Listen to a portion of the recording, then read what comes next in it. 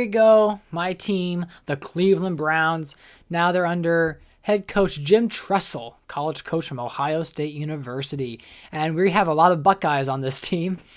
Starting out, they traded a sixth-round pick to acquire Kevin Kolb to head as their starting quarterback. He was drafted by the St. Louis Rams in the second round and never really had the chance to start or really pan out. They do have Matt Castle from last year, and they did sign Troy Smith, a former Ohio State quarterback. Depending on how bad Cleveland is, there's a chance that Troy Smith might get a chance to start with his former coach at Ohio State.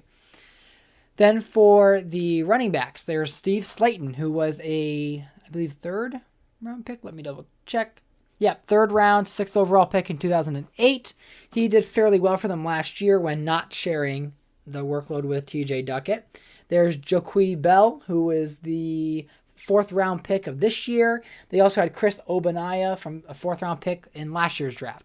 And Josh Cribbs is there as a running back, so I can use him more in wildcat formations, and he is their main punt kick returner.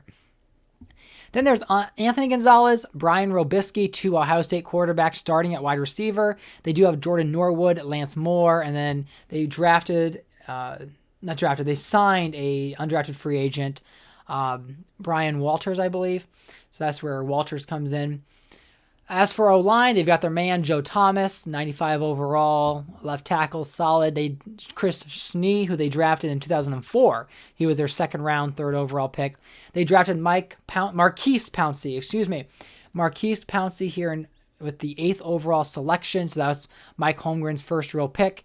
My interpretation is Mike Holmgren is allowing Jim Tressel more freedom to make his selections. So if for any reason the Browns really tank, Tressel might be gone and Holmgren might stay and try to rebuild after maybe the potential mishap of having Jim Tressel. Because I'm not expecting this Browns team to do that well. They do have it's either Pat or Paul McQuiston and then Shane Olivia, who's an 88 overall right tackle. Very solid O-lineman there. And then they did sign Billy Bajima from the New England Patriots. He was their backup tight end. They did draft Gary Barnidge back in 2008 in the 4th round.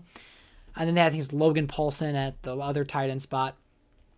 As for their defense, there's B.J. Raji, their big man up front. B.J. Raji went to the Packers in real life, but Cleveland snapped and snagged him up in 2011.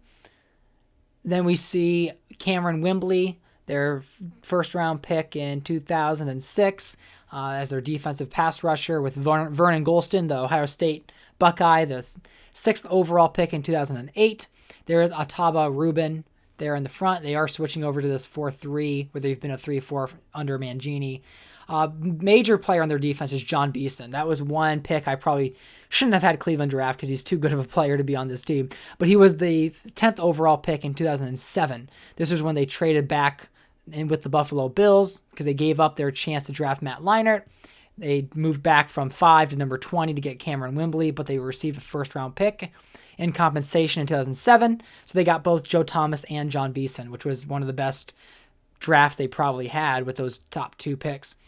They do have Hill and Dizon and Waters at middle linebacker, something that definitely needs to be worked on. They do have Kaluka Mayava, who was a third-round pick in 2009. As for our cornerbacks, they have Stanford Routt, who has been so good for them. One of the top corners in the league, kind of getting their version of Joe Hayden before Joe Hayden was even available. Lee Bodden was with the Pittsburgh Steelers in his early career and then is now with Cleveland. So kind of a reverse career for Bodden, where Bodden was originally with the Browns, drafted by the Browns, and by this time he moved on to other teams. There is Justin King. I forget the first name, but Owosu Ansah as cornerback. It's Akwasi Owosu Ansah, who was a third-round pick in this year's draft. They did draft TJ Ward, and although Sean Jones is a 77 overall, we moved him from being a strong safety to being the free safety, moved Abram Elam to the backup spot, and then allowed TJ Ward, who was a real-life Holmgren pick, to be the strong safety for the Browns.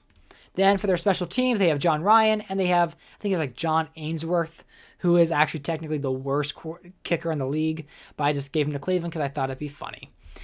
So here we go, the Browns under Kevin Kolb or Matt Castle, depending on how the season turns out. We will see if this team is able to win more than 7 games.